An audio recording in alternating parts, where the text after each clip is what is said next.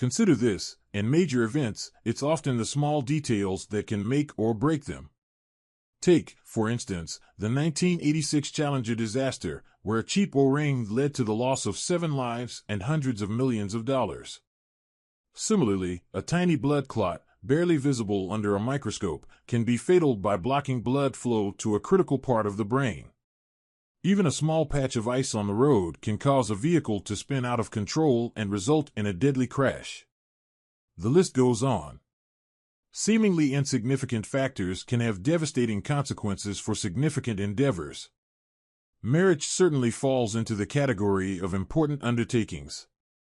I, for one, hold my marriage in high regard.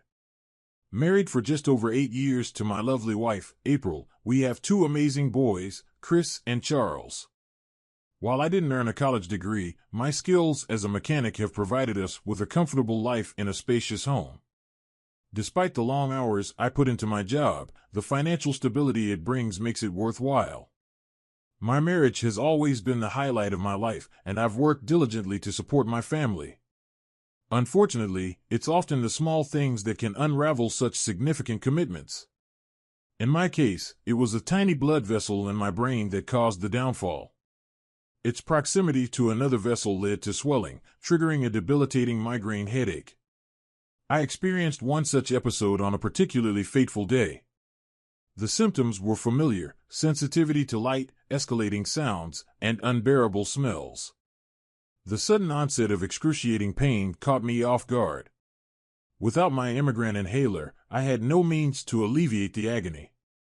While I had pills on hand, they weren't as effective and would take time to ease the pain to a manageable level, rendering me unable to work.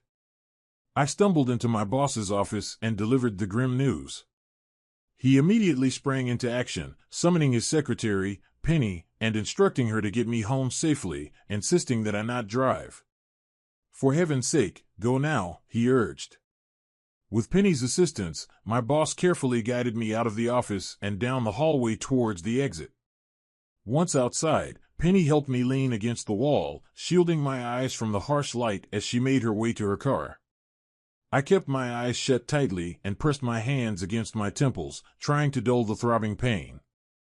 As we drove, my vision blurred and the light became unbearable, forcing me to keep my eyes shut. The sounds around me turned into an overwhelming buzz, and the foul smell made my stomach turn. Thankfully, Penny knew the way to my house, so I didn't need to give directions. It felt like an eternity, but eventually, she pulled up outside my home, helped me out of the car, and guided me inside. I followed her lead, barely able to walk on my own. Once in the kitchen, I instructed Penny to retrieve her inhaler from the refrigerator. She placed it in my hand and held it steady as I administered it into my nose, inhaling deeply as the medication entered my bloodstream. Then I asked her to assist me to the living room adjacent to the kitchen and help me onto the sofa. I requested that she draw the blinds and turn off all the lights, which she promptly did. After a few minutes, I could already sense some relief creeping in, so I assured Penny that she could leave. Gratefully, I thanked her for her help and welcomed the peace and quiet as she departed. I must have drifted off to sleep quickly as the pain eased, because I woke later to the sound of voices. The room was shrouded in darkness, signaling that it was likely later in the day. When I recalled my surroundings, instantly, I realized the pain had vanished, leaving me feeling sore but relieved from the remnants of the migraine. Taking a moment to sit up cautiously, I waited, half expecting the pain to return, but it didn't. She had left, thank God. In the dimness, I recognized the voices of my wife, April, and her neighbor friend, Robin. It seemed they were unaware of my presence, given the darkness and the still-off lights. Perhaps April assumed I was resting after coming home early. Though my car wasn't parked in the driveway, she probably hadn't realized I was here at all. Maybe I could surprise them both. I rose quietly, planning to sneak to the door and then make my presence known. But as I tuned into their conversation, I heard, "Come on, April, how was it? Was it as good as before? Give me the details, girl." It was amazing. I felt like I was in heaven. Even better than last time, I swear. Almost mind-blowing, the best physical engaging ever. Better than with Chris? Better than your husband? Hell yes. I adore Chris, but he never made me feel like that, never. I wouldn't let him do those things. He'd think I'm a trumpet, but Carl, he knows, and I like it. Can't wait for next time. Aren't you afraid Chris will find out? Have you considered the consequences? Chris will never know, and even if he did, so what? He's too nice to leave me. He wouldn't risk losing the kids. I'd take them in a heartbeat with a good lawyer. This isn't like you, April. It's worrying. I think you're making a big mistake. I love Chris, truly, but I won't give up what I have with Carl. I want both, the passion with Carl and the love with Chris. I need both, and I won't let go. I've had my fill. Though the migraine subsided, the ache in my heart was far worse. It gripped me so tightly that my stomach knotted, and each breath felt like a struggle. A ringing filled my ears, and my pulse thundered in my head. Fear surged through me as if a heart attack loomed, and I clung to the doorframe until some semblance of calm returned to my body. Still, I kept my presence hidden, but with each returning moment of control, fury simmered within me, threatening to boil over. With resolve, I straightened and stepped into the illuminated kitchen, shattering the silence. Robin was the first to notice me, her eyes widening in shock as she fell silent. April, catching Robin's reaction, turned to see me, her expression shifting from contentment to astonishment, then to dread, and finally to anger, all in an instant. Pushing her chair back, April rose to confront me. "How much did you hear? Why were you lurking and spying on me?" she demanded. I met her gaze in silence, then glanced at Robin, who wasted no time in excusing herself. "I need to go. Pete and I can take care of the boys if you need time." "I'll call you later," she said before hurrying out the side door. I watched her departure wordlessly. Left alone, I turned my attention back to April, once the woman I cherished unconditionally for 8 blissful years. 8 years I thought would stretch into eternity, where we'd grow old together. But tonight, that expectation shattered. There would be no forever for us. Where are the boys? What were you up to while you were having your fun with your lover? Did you even think about them, or were you too busy enjoying yourself with someone else while leaving them unattended? Now, I'm composed and collected. The pain still lingers, sharp and deep. It'll take a while for it to ease. April's face twisted with anger, masking her beauty with ugliness. Perhaps that mask was the real April, hidden beneath the surface all along. She retorted, "The boys are with Carly. Robin and I went shopping, and Pete watched over them. And I wasn't with anyone else, just Robin." With that statement, she seemed to feel victorious. The anger on her face morphed into satisfaction. Finally realizing I'd been at home, she inquired, "What are you doing here? Where's your car, and why were you sitting in the dark? Were you spying on me, trying to catch me in the act?" "I came home early with a terrible migraine. George asked Penny to drive me home because I couldn't handle the light. I took my Immigrant and fell asleep. I've been here ever since." A queasiness turned in my stomach, and a strong urge to vomit surged through me. I rose and hurried to the bathroom. Your voices woke me, and what I heard made me sick. "I need the bathroom." With those words, I dashed to the bathroom, attempting to expel the contents of my stomach. It wasn't entirely successful, but my body certainly tried its best. I settled onto the bathroom floor, finding relief as my body gradually relaxed against the cool porcelain. Finally, my stomach calmed, and my breathing steadied. The sweat on my face dried as the nausea faded away. After a few moments, I rose, splashing water on my face and rinsing out my mouth. Once the trembling subsided and I regained some composure, I returned to the kitchen, where April sat gazing out the window. "I'm going to fetch the boys and put them to bed tonight." Brushing past her, I exited, making my way next door to the Andersons. Pete and Robin Anderson were not only our neighbors but also our closest friends. We had shared countless evenings together, chatting and enjoying drinks. Best friends, I bitterly mused. I wondered what Pete knew. I should have asked. Knocking on their back door, I entered to find Robin seated at the kitchen table, engaged in conversation with her husband. I sensed she had told him. He looked up with pity in his eyes as I entered, while Robin appeared visibly uneasy. "I've come to get the boys. Are they ready to head home?" I bypassed Pete, heading to the living room where I presumed the boys were with Carly, their teenage daughter. They were huddled over a puzzle, Carly watching over them. As I entered, she greeted me with a smile. "Hey, Mr. Phillips, are you here for them?" Upon my nod, she said, "I'll grab their jackets." I stood there watching them, overwhelmed by a wave of sadness. These scenes, once filled with everyday joy, now bore the mark of infidelity. The innocence of family life shattered by the selfishness of adults, in many cases irreparably so. This felt like one of those times. "Thanks, Carly. I'll be in the kitchen when they're ready." I returned to the kitchen, where Pete and Robin remained seated. I glanced at Robin, then at Pete. "Did you both know? Were you aware she cheated on me, Pete? Did it bring you some twisted satisfaction knowing while we were together? Did it give you some sick thrill?" My anger fueled my words, harsher than necessary, but I needed answers from my dear friends. I should have sensed something. Pete shot a glance at Robin, his anger evident before replying. "I swear, buddy, I had no clue. If I had known, I'd have told you right away. I can't believe my wife knew and kept it from me. It's despicable. You don't deserve this. I won't apologize to her, but I'm here for you if you need me." His gaze hardened as he looked at his wife. I believed him. He would have confided in me if he had known. So that was Robin and April's secret. "Thank you, Robin," I sneered. "Thanks for making me a laughingstock, a betrayed man, a fool who didn't need to know his wife was fooling around with another guy. I hope that sits well with you, knowing what you knew while thinking of me."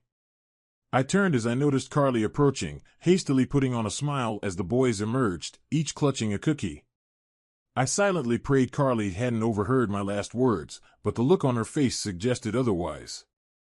This marked the last time Robin would spend with my boys. That much I vowed. I didn't know how, but I'd figure it out. We came in through the back door, and the boys dashed upstairs to change for dinner. I crossed the empty kitchen into the dimly lit living room, where April sat keeping the room shadowed, much like the secrets she harbored.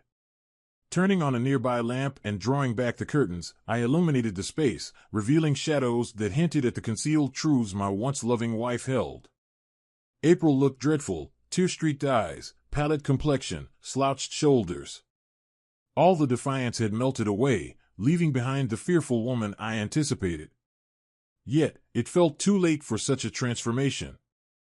Instead of offering solace, her newfound vulnerability disgusted me. Was she truly remorseful now, or simply scared? I couldn't believe such a drastic change in mere minutes. No, this was the opening salvo in our power struggle, a deceitful wife concealing her infidelity. Her face betrayed not regret, but deception and guile. I confronted her, demanding, "Who is he? What does he offer that I don't?" She remained silent until I was certain she wouldn't respond. As I turned to leave, she finally spoke. "His identity doesn't matter. It's not about you, Chris. I'm deeply sorry you found out like this. I never intended to hurt you. I never wanted you to discover this. I'm truly sorry you heard my conversation with Robin. Please, you must understand. It's funny, no apologies for the act, no remorse for its occurrence, just regret for being caught and you learning the truth." I shook my head, sinking into the plush armchair she gifted me on our 5th anniversary. I once cherished it, but now it was just furniture. "Please let me explain. Our story doesn't have to end here. We can salvage what we had. If only you try to understand, we could move forward," she pleaded with me, a familiar expression when she desired something I disagreed with. "Can you promise it's over? That you'll never see him again?" I maintained a calm tone, but my body tensed, hands gripping the chair's arms tightly for control. April met my gaze with tear-filled eyes, but offered no reply. That silence spoke volumes. She wouldn't cease. I heard her words to Robin. She sought both paths and wouldn't let me hinder her. She wasn't willing to relinquish him and sought my approval. I believe this is your decision. After dinner, I'll tuck the boys in, then we can explore our options. Tomorrow, I'll pack my belongings and stay with my brother, I said, rising and exiting to the kitchen, a refuge amidst turmoil.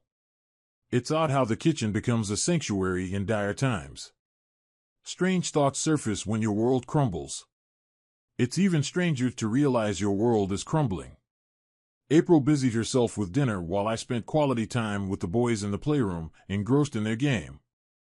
April called us for dinner, prompting a noisy transition as I ushered the boys to the bathroom to wash up.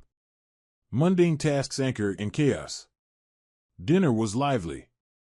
The boys, full of energy, relished the meal and each other's company, contrasting sharply with their subdued parents, lost in thought over looming decisions. Ah, the innocence of childhood slipping away. Why do kids yearn to grow up? They perceive adult freedom as boundless, unaware of the consequences and responsibilities. Adults, however, understand better. Yet some disregard limits and consequences, like April. Post-dinner, April cleaned the kitchen while I escorted the boys to bed. We shared stories until they settled down, drifting into slumber where dreams knew no bounds. My heart ached as I watched, knowing this too must end. Downstairs, I sank into a chair, grasping for stability. My world slipped away beyond my control. Though I loved April deeply, her words echoed in my mind. He never made me feel this way, and I'm his trumpet. There was no turning back from those words. As I pondered the possibilities, I felt the love within me extinguish. April entered and took a seat. We need to talk. I understand you're upset, but you must grasp my perspective. What I share with Carl is purely physical and the allure of novelty. I anticipate it'll fade soon, but currently, I can't seem to break away. It's what stimulates me, but it doesn't affect my love for you. He's merely a distraction, nothing more. It'll end soon, and we can return to how things were. You just have to let it run its course. Her words flowed, but I struggled to comprehend. I can't resist this. I can't stop seeing him. Should I allow this to continue? Is she irrational or just deluded? Regardless, it must cease. Clearly, you're the one failing to grasp reality. There's no us. There's no we. It's just you and him. That's all that remains. It's over between us. Finished. Done.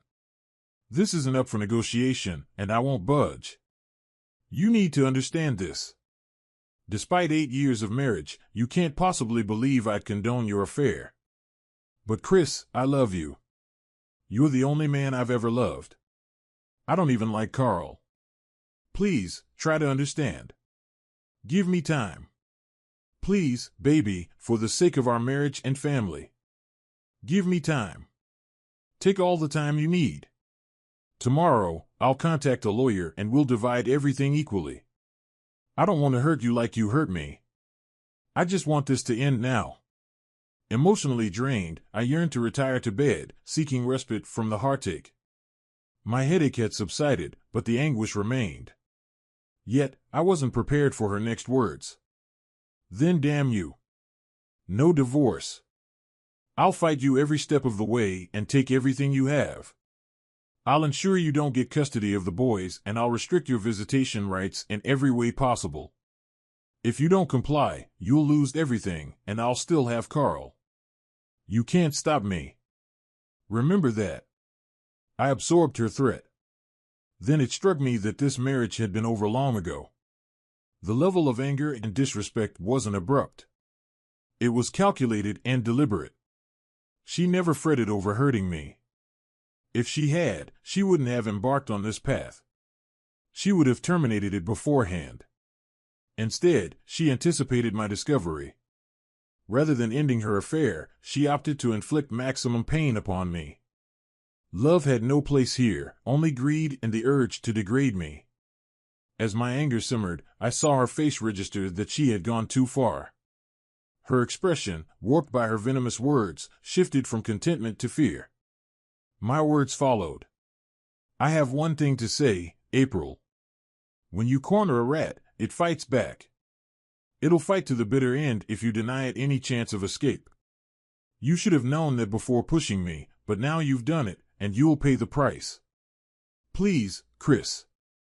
I don't want this, but I'm left with no choice. I love you and will do anything to keep you from leaving. If you don't understand and accept this, I'll fight you. You'll have no option but to stay with me. I know you. You love me and the boys too much to leave. I know you, Chris. You'll stay. Goodbye, April. Let the boys know I'll see them when I can.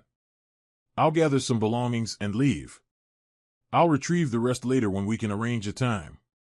Upstairs, I hastily packed a bag for a day or so, just essentials from the bathroom, a few changes of clothes, not much. After 8 years of marriage, all that remained were bitter memories. But I had 2 wonderful sons, and that was my focus now.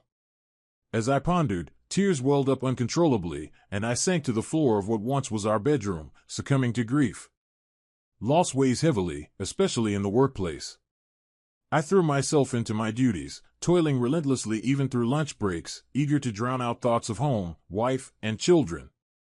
Amidst the challenges of fuel injectors, timing chains, and fuel pumps, I tackled the toughest tasks without complaint, consumed by a fervor to bury myself in work.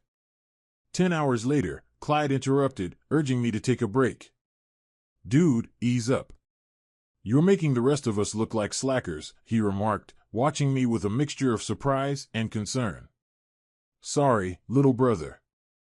Just trying to lose myself in it all. Just trying to forget. My bad. I must have seemed on the verge of tears as Clyde guided me off the shop floor and into the break area. Clyde and I had been inseparable since our parents' tragic accident a decade ago. He had been my best man at the wedding, and 8 years ago, he became the godfather to my boys, Chris Jr. and Charlie. Seated at the table, I stared blankly as Clyde poured us each a cup of hot coffee, devoid of flavor but comforting in its warmth. All right, spill it. Lay it all out. No holding back, Clyde encouraged, prompting me to recount the ordeal in detail. For the next 10 minutes, I poured out to Clyde every ounce of shame, humiliation, and contempt April had heaped upon me. I divulged her menacing threats, her calculated attempts to undermine any retaliation on my part while safeguarding her affair. I recounted the disdain on her face as she boasted to Robin about her trust and the cold determination in her threats to strip me of everything. She made it abundantly clear that her lover's gratification was paramount, unwilling to relinquish him for anything. Clyde was taken aback.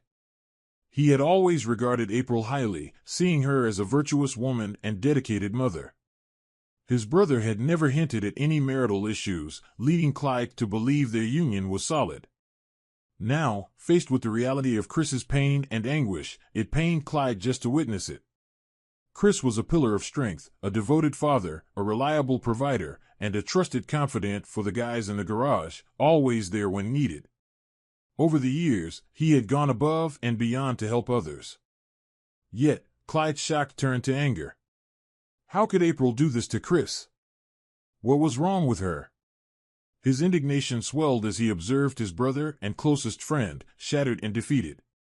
Chris, listen to me. You can't just accept this. We have to take action. Let me and the guys lend a hand.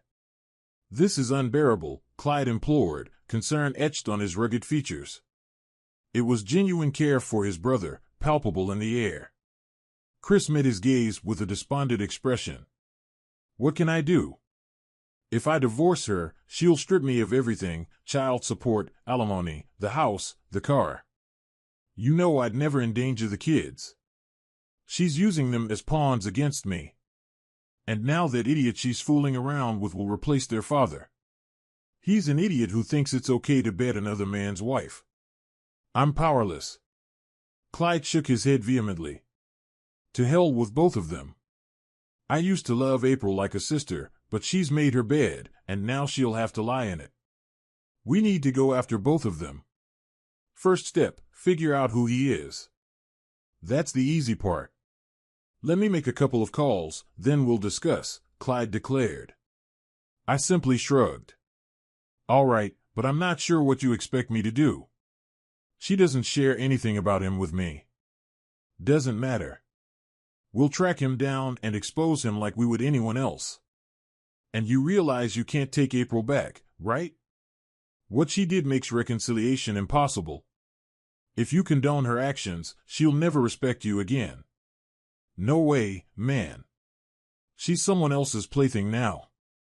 His words caught me off guard momentarily, but then a faint smile crept onto my face. You're right. She's not my beloved wife anymore. Last night taught me how swiftly love can morph into hatred, and my animosity towards her today eclipses any love I ever had for her. Last night, she stole that from me and turned it against herself. I made that clear to her. We continued chatting a bit more, then wrapped up work without any extra hours. We headed to a nearby bar with no intention of getting drunk. This was business. Plans needed to be made. Clyde made a few more calls, and we sat down to strategize. I was touched by the unwavering support from my friends. They didn't pry, just wanted to know how they could assist. Together, we devised a feasible plan. At 7 that evening, I pulled into my driveway and entered the house. It struck me as funny. This was no longer my home. It was just a place to stay. Shedding my jacket in the kitchen, I made my way to the living room. There, April sat in her chair watching Chris and Charlie, our 5-year-old twins, engrossed in a video game. I stood there, capturing the scene in my mind forever. April met my gaze as I glanced at her, her faint smile now revealing its true contempt for me and our facade of family unity. It was all a charade orchestrated by her deception. Now I saw and understood. I returned her gaze with a look of disdain, devoid of any smile. When I turned away, she averted her eyes, heading to the kitchen. I peered into the fridge, pulling out what appeared to be leftover fried chicken and mashed potatoes. Reheating them in the microwave, I wasn't hungry, but I needed the distraction. I had intended to speak with the boys before their bedtime, but Clyde advised against it, urging me to postpone the conversation for now. But when I do address them, it will mark the first move in the battle initiated by April. I might have lost, undoubtedly, but I would fight to the end. Seated with my plate, I began to eat slowly, the food offering little satisfaction but necessary for sustenance. About halfway through, April joined me at the table, sitting across from me. I glanced at her briefly before returning my focus to my meal, chewing deliberately. There were no words exchanged. I had nothing to say to her at the moment. Are you feeling more composed after last night? Can we engage in a civilized conversation now? Her words caught me off guard. Civilized adults? How about a cheating woman and her betrayed husband? That's more realistic. Opting for silence instead, I withheld my response. Are you going to ignore me now, acting childish and silent? I had higher expectations of you, Chris. We need to consider the children now. You must remember your role as their father in this household. Am I truly their father now? It makes me wonder. Maybe I should confirm with some tests. Let's keep this civil without anger, just a simple statement. April's expression darkened with fury, poised to retort when I calmly interjected. Watch your tone, April. The children might overhear if you start shouting. Remember them, the ones you accused me of neglecting last night when I got upset. Well, now it's your turn to remember. Reflect on what you've done to their world. Not only did you indulge in an affair, you shattered our entire family. Think carefully, April. April paused, lowering her voice to a hiss. You didn't seem to consider my words last night. I expected you to move past this and return to normal. Nothing will change at home.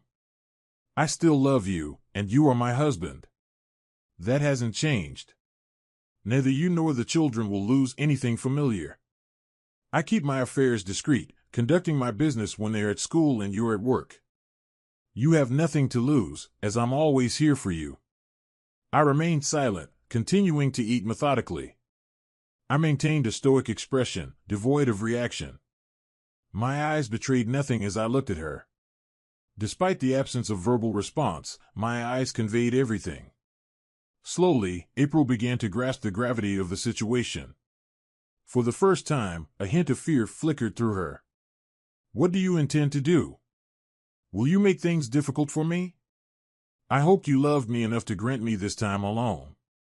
I told you last night that he didn't take anything from you and that I'll always support you. Why can't you grasp that? April grew increasingly emotional while I continued to stare at her, calmly chewing my food, finally swallowing. Let's save this discussion for after the kids are in bed. I listened to you last night despite my discomfort, but I won't entertain this conversation while the children are awake.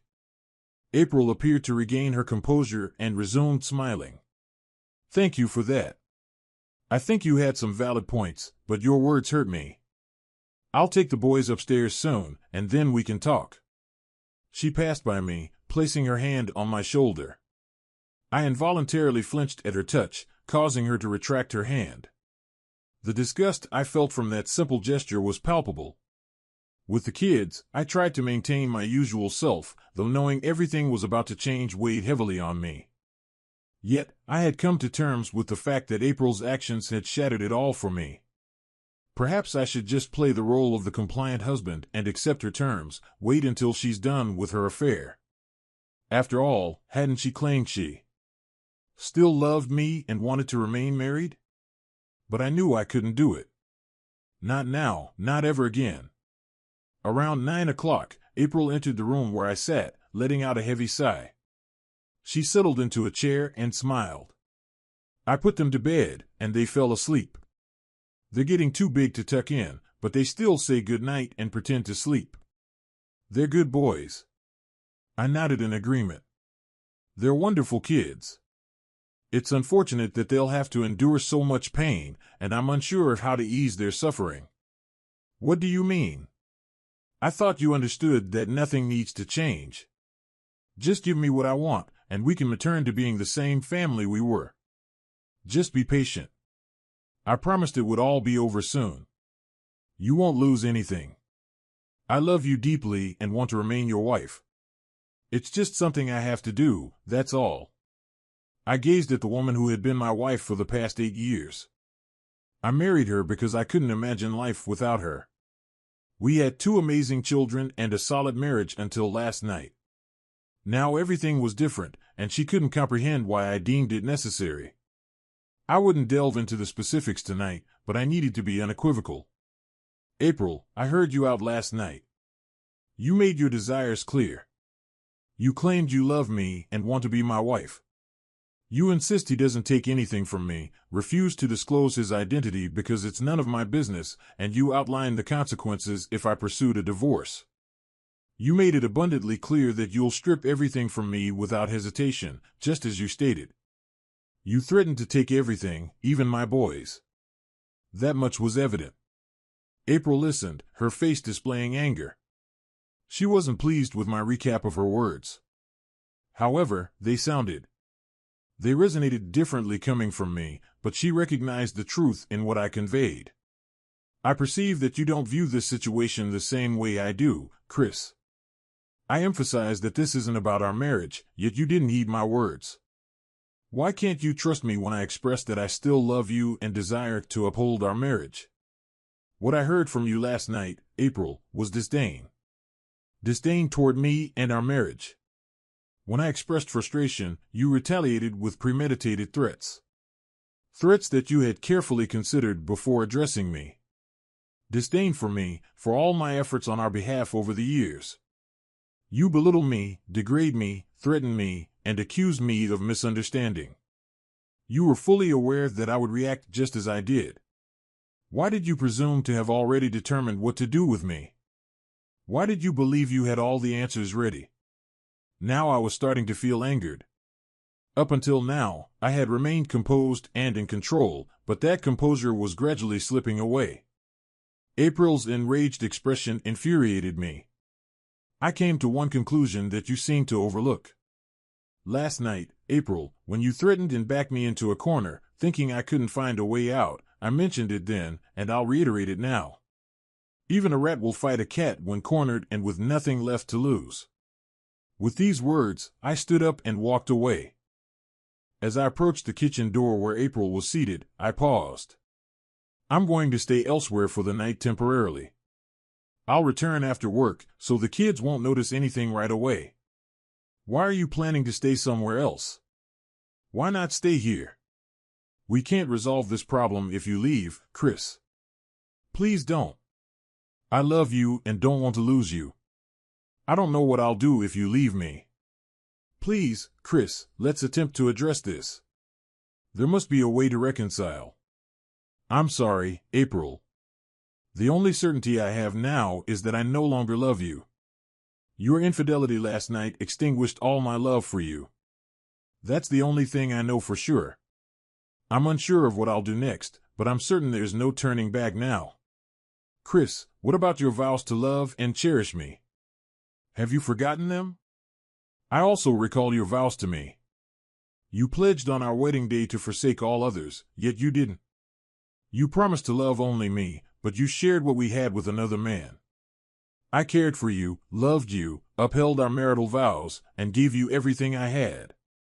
It wasn't sufficient. You bestowed what was mine upon someone else. You gave it away, shattering my love in the process. So, yes, I can move past this. You shattered my love for you into pieces. I can depart, and I will. I headed to Clyde's house, where he welcomed me to stay as long as needed. Time to finish what we started. Soon it'll all be over, and I'll begin anew. In the following days, I balanced work with evenings spent with my kids. However, I avoided any further interaction with April. Despite her attempts to engage, I walked away each time. On one occasion, she yelled, but I simply left without a word. During a work break, a colleague informed Clyde that preparations were complete and we'd have results in a few days. All that remained was patience. The routine continued unchanged until the following week. Each evening, I returned to an increasingly agitated April. The kids seemed oblivious, but Charlie's question about my long hours prompted reassurance. He seemed satisfied, and the momentary crisis passed. April persisted with questions, but I ignored her, leaving when she took the kids to bed. By week's end, Clyde entered the break room and handed me a folder. Without a word, I opened it to find a brief report. Carl Cummings, a 24-year-old junior attorney at Lincoln Rice and Holmes, divorced 2 years ago, financially stable, residing in a condominium where April had visited multiple times that week. Now armed with a name and address, I pondered what allure he held that eluded me. Yet, it was no longer my concern. Had April approached me earlier, perhaps this could have been resolved differently. So, what's next? What step should I take? I sought Clyde's guidance. Though the issue was mine, Clyde seemed the one in charge.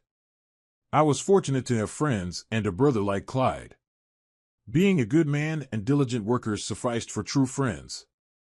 Now I needed them more than ever. Everything's underway. The first move happens tonight. I'll call you once it's set. Just keep your phone close. You can inform her and put an end to this mess, okay? Knowing it needed to be done didn't bring relief. This wasn't my preferred approach. However, April and her lover left me no choice, and I fought back the only way I could. I wasn't a lawyer or a wealthy strategist. I was a mechanic, a hard-working individual who took pride in providing for his family through honest labor. I loved April deeply, but my efforts weren't enough for her. Fine. My plan aligned with my world, and she'd soon realize it. Returning home, I joined my family for dinner as usual.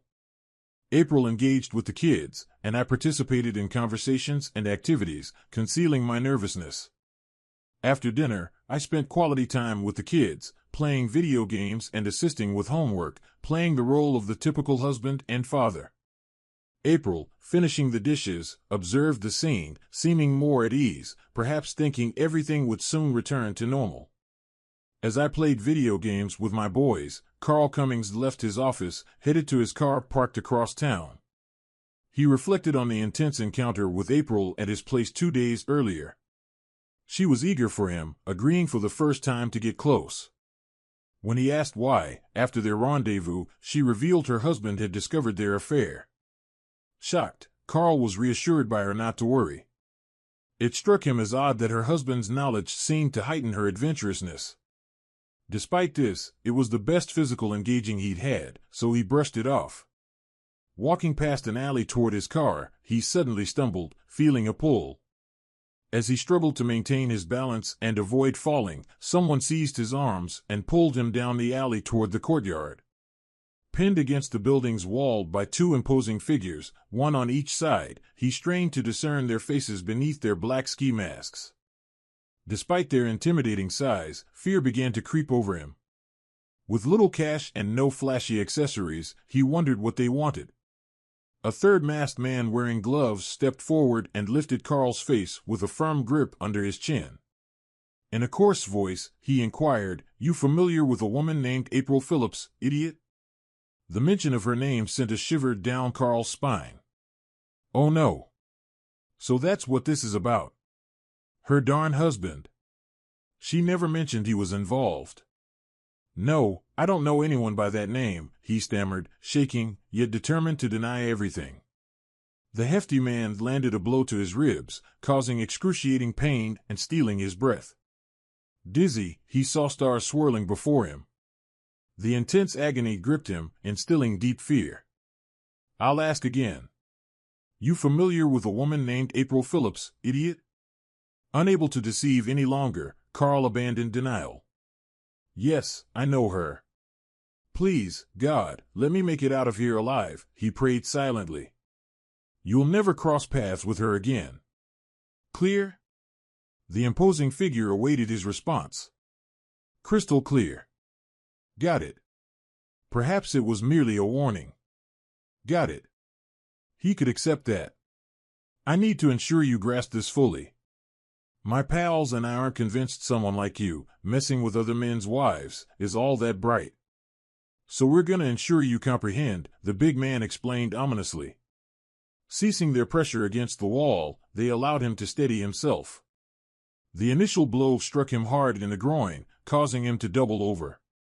Despite his agony, they prevented him from collapsing, delivering another blow to his ribs. A sharp click signaled a broken rib. Then came a devastating blow to his jaw, nearly toppling him with pain. Subsequent strikes hit him in the groin until, mercifully, he blacked out. They likely continued their assault until they ceased. Gradually brought back to consciousness, they drilled a few words into him repeatedly. His memory faded until he awoke in Memorial Hospital's emergency room. While his injuries weren't life-threatening, he was admitted to the general care unit, heavily medicated and in intense pain, grateful for his survival. He whispered a prayer. They informed him that she might contact him, instructing him precisely what to say. He recalled the words he needed to convey to her. I deeply apologize, Mrs. Phillips. It was my fault, and I deeply regret it. I will cease all contact with you and your children. I'm sorry our paths ever crossed. Farewell. Carl reclined on the bed, awaiting her call. He rehearsed these words in his mind to avoid any errors. He reminded himself that any deviation would not go unnoticed, and the consequences would be severe. Repeating the phrases to himself once more, he vowed never to pursue a married woman again, regardless of who she may be. Just past 8 in the evening, while playing with the twins, my cell phone rang. Excusing myself to another room, I took the call, seeing Clyde's caller ID. I heard a brief message. It's done. Lesson 1 completed. He was admitted to the hospital. Then the call ended. Returning to the living room with a smile, April noticed, but said nothing, returning a smile herself, interpreting it as good news. Later, April took the children upstairs, casting a questioning glance at me, assuring her I'd be there when she returned. She smiled broadly and went about putting the children to bed. Settling into the living room, I waited in anticipation. The moment of reckoning had arrived. As April returned with a coffee pot and cups, she suggested we talk further, noting my apparent resignation. She expressed relief, professing her love and fear of losing me over such trivial matters in comparison to our relationship's depth. I observed her as she spoke, her beauty still captivating me. After all, she was the woman I cherished for so long, envisioning a future of growing old together. But now, those plans, those dreams lay shattered. Let the end commence now, April. I need to tell you something, and I need you to listen carefully, I began. I know your lover's name is Carl Cummings, a junior associate at Lincoln Rice and Holmes. I know all about him, including your 2 meetings with him this week. April appeared surprised, poised to respond, but I motioned for her to remain silent. That's the issue. You threatened me with divorce when I expressed my anger. You threatened to strip away everything I have. I remember your exact words etched into my mind. You said, "I'll take everything you have." You said more, but those were the words that lingered, words dripping with contempt that shattered our marriage. Those were the words that pushed me into a corner, where I felt I had no choice but to watch you engage in closeness with another man. I told you the following night that cornered rats fight back. Now I could see the initial flickers of fear and discomfort on her face. She wasn't certain what lay ahead, but she was savvy enough to realize it wouldn't be to her liking. Her shoulders tensed, and she instinctively withdrew her head in defense. I know you told Robin that I never made you feel the way you felt with him, that you were his mistress. I continued. I don't regret that this will end in a manner unfavorable to you. However, Mr. Cummings has been explicitly informed that his involvement with you is over. He'll never see you again or engage in any further closeness with you. Never. He was also cautioned against any contact with my sons, to which he agreed. Watching her face register shock and disbelief, I proceeded, I'll initiate divorce proceedings, citing infidelity with no spousal support for you. Child support will be provided for my sons, ensuring they lack nothing. As long as you fulfill your duties, I'll ensure you have the means, but you'll need to work for your own desires. I'll handle the paperwork, and you'll be served. April rose, anger evident on her face. You're delusional if you think I'll agree to this, and I'll take everything you have, just as I promised, she retorted, still defiant despite her fear. She intended to bluff until the very end, as she had strategized. Why don't you call your Mr. Cummings right now? Let's see his response. Oh wait, I believe you might need to dial the hospital. That call I received earlier informed me he's in the emergency room at Memorial. I presume the news has reached you by now. Use my phone. I already have his number. April gazed at me in shock. What have you done? What happened to Carl? Oh my God, Chris, what did you do? Why, April, are you seriously asking me? I've been here at home with you all evening, and I was at work earlier, so I couldn't have done anything to anyone. Why do you think I did something? Why would I even think to injure your lover? You made it abundantly clear that I should steer clear of this situation. It's none of my concern. My demeanor surely frightened April. She had never seen me like this. I was typically calm and passive, never causing injury to anyone. I wouldn't even discipline the children physically, leaving that to her. Now she viewed me differently. My expression was cold and stern, my eyes devoid of emotion. April entered the next room, and I overheard her speaking on the phone. She returned with tears in her eyes, collapsing into a chair and staring into the distance. I remained composed, picking up the newspaper. I knew what she had heard on the phone. Her lover was ending things with her, faced with the choice of that or enduring a beating each time he encountered her. That was the ultimatum delivered to him by 3 imposing men who intercepted him as he left work earlier. They made it clear why they targeted him and what repercussions awaited if he dared to see or speak to April again. They ensured he fully comprehended the message. April dried her tears, took a deep breath, and addressed me. Well, it seems you've gotten your way. Carl informed me he never wants to see me again. He mentioned that all my belongings will be returned to me, and he has no desire to communicate with me. In that case, you have nothing to fret over. I have legal representation, so they will handle everything swiftly, I responded, setting the newspaper aside and rising to depart. I'll speak with the boys this weekend and explain why we're divorcing. Perhaps they're mature enough to grasp the situation. If not, they'll eventually understand as they grow older. As I made my exit, I glanced back to see April sobbing. If I recall your words correctly, April, you once claimed this affair would be short-lived, and we could return to normal. See? I chuckled bitterly. You're still young and attractive, April. Maybe you'll find someone willing to indulge your fantasies, someone open to an unconventional marriage, allowing you to pursue multiple partners. That wasn't me, but that's just my perspective. Best of luck. Children may not comprehend this, but adults must face the consequences of their actions, and those consequences can be harsh.